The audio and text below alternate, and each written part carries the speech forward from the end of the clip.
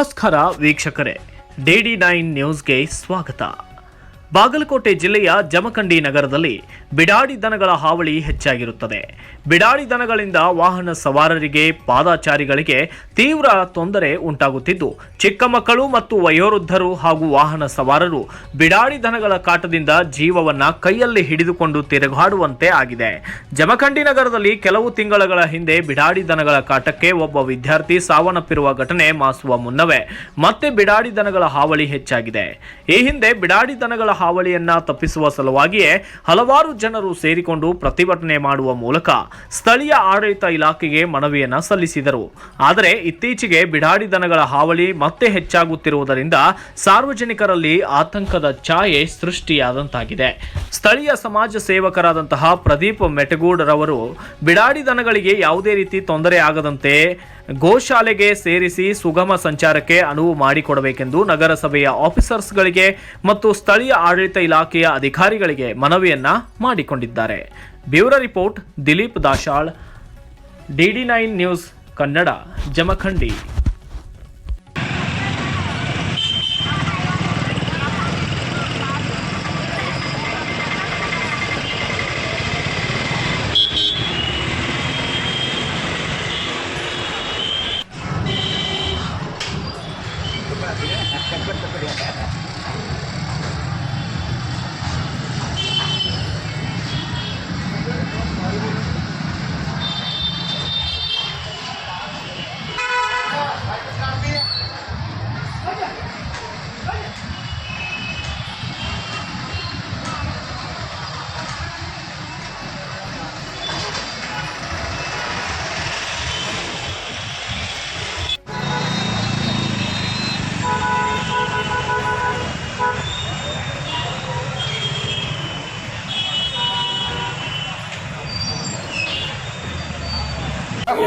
ಜಮಖಂಡಿ ಪಟ್ಟಣದಲ್ಲಿ ಬಿಡಾಡಿ ದನಗಳ ಸಂಖ್ಯೆ ಅತಿ ಹೆಚ್ಚಿನ ಪ್ರಮಾಣದಲ್ಲಿ ಹೆಚ್ಚಾಗಿರುವುದರಿಂದ ಸಾರ್ವಜನಿಕರಿಗೆ ಮತ್ತು ಸಂಚಾರಿ ವಾಹನಗಳಿಗೆ ಅತಿ ಹೆಚ್ಚಿನ ಪ್ರಮಾಣದಲ್ಲಿ ಸಮಸ್ಯೆ ಆಗ್ತಾ ಇರುವುದನ್ನ ಕಣ್ಣಿಗೆ ಕಾಣ್ತಾ ಇದೆ.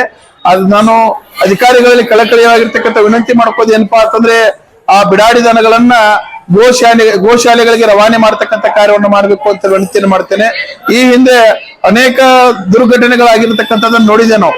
ಯಾಕಪ್ಪ ಅಂತಂದ್ರೆ ಪೊಲೀಸ್ ಅಧಿಕಾರಿಗೂ ಸಹ ಕಾಲಿಗೆ ಆದ್ರೂ ಆ ಪೊಲೀಸ್ ಅಧಿಕಾರಿ 3-4 ತಿಂಗಳ ಕಾಲ ಮನೆಯಲ್ಲಿ ರಜೆಯನ್ನು ಹಾಕಿ ತನ್ನ ಜೀವನವನ್ನು ಸಾಗಿಸಿದ್ದನ್ನು ನೋಡಿದೆ.